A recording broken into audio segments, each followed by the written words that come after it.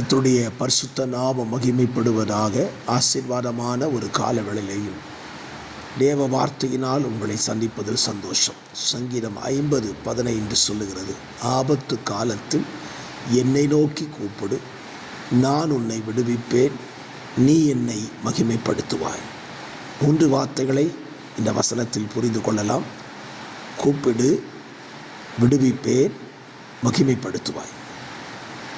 கூப்பிட வேண்டியது தேவனை, விடுவிப்பது தேவன், மகிமைப்படுத்துவது நாம்.